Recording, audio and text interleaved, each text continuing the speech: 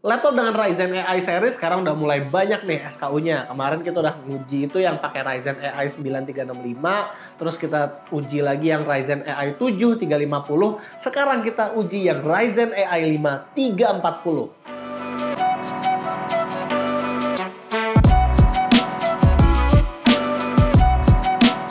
Dilihat dari desain, laptop ini menggunakan bodi yang sama dengan VivoBook A14 yang pakai Snapdragon kemarin yang kita review.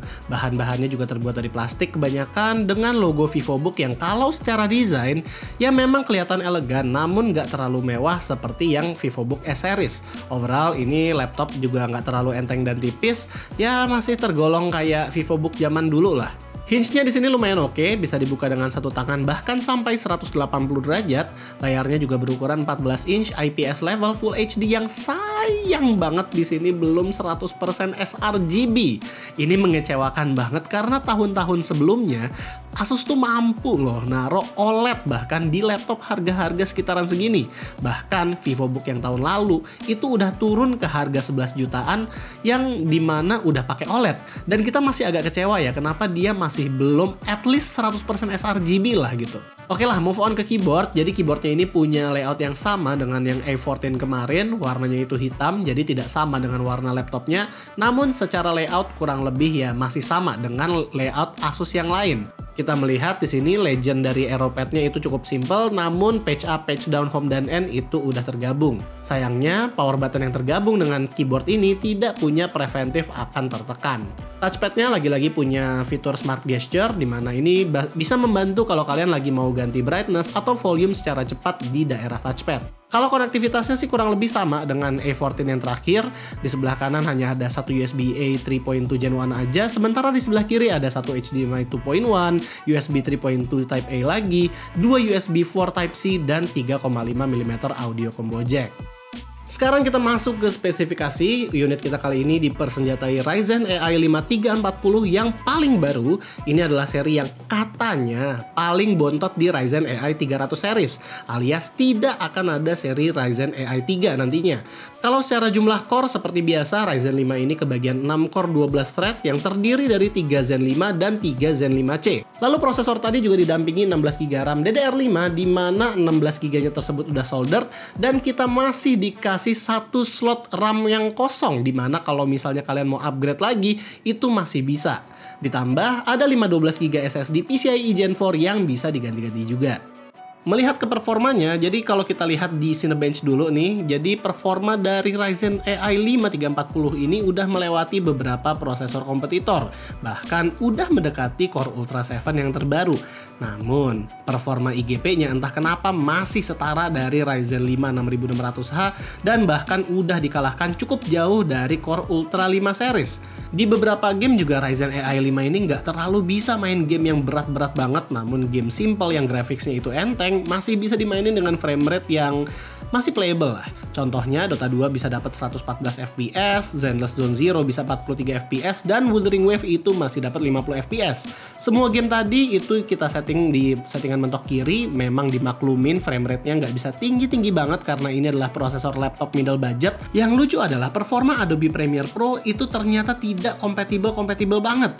Render video 10 menit H265 aja itu butuh waktu sampai 24 menitan. Seharusnya sih ini hanya driver issue aja yang bisa diperbaiki dengan update-update selanjutnya. Buat menangani panasnya, dia menggunakan satu fan dan satu heat pipe aja, yang dimana ini udah cukup banget buat prosesor ini. Suhu CPU-nya paling panas hanya di 68 derajat Celcius dan suhu surface-nya itu juga cuma 40 di titik-titik tertentu aja. Lalu move on ke pengalamannya, jadi sebenarnya untuk laptop ini kita nggak ada protes apa-apa sih dengan performanya, dia cukup kenceng dan juga fluid. Tapi paling kalau dibandingin dengan laptop setaranya, sayang banget di harga yang sama, ada Core Ultra 5 yang performa grafiksnya itu malah lebih ganteng. Kalau main game macam Wuthering Wave atau Zenless Zone Zero juga nggak bisa dimentokin kanan, walaupun seenggaknya masih playable di mentok kiri. Yang agak disayangkan adalah bodinya yang kerasa murah di harga laptop di atas 10 juta.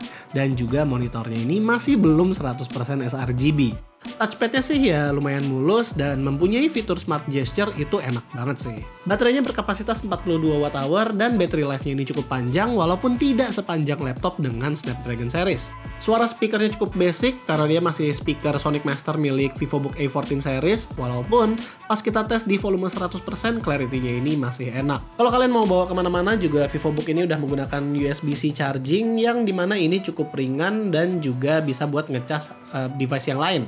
Dan kalau kalian mau mengatur VRAM-nya, di My Asus juga ada fitur untuk mengganti-ganti memory allocation. Jadi decision Asus untuk memasukkan Ryzen AI 5 3340 ke dalam laptop VivoBook yang A series dan di harga yang 11 jutaan, ini cukup dipertanyakan ya. Kenapa? Karena pertama gue ngeliat bodinya itu masih yang body A series. Sama seperti laptop Snapdragon yang waktu itu paling murah yang pernah kita review itu. Terus dia juga performanya Ryzen 5 yang AI 5 3340 ini ternyata tidak sebaik yang gue kira. Kecuali performa NPU-nya ya, itu udah sampai 50 TOPS. Terus juga dia IGP-nya pun ternyata tidak sebaik itu. Walaupun secara efisiensi memang ini lebih baik daripada yang sebelumnya. Tapi ini harganya 11,2 jutaan nih kalau misalnya kita cari di marketplace. Sementara di harga segitu ada beberapa opsi yang lebih menggoda lah. Seperti ada VivoBook 14 yang harganya itu udah di 11 jutaan, udah pakai OLED dan Ryzen 7 7730. Memang tidak se-efisien AI 5 3340, tapi performa computingnya itu lebih baik. Terus juga kalau kita melihat lagi ada IdeaPad Slim 5 juga yang dia itu udah pakai Ryzen 7 8845HS 16GB RAM 512GB SSD dengan harga 12,3 juta.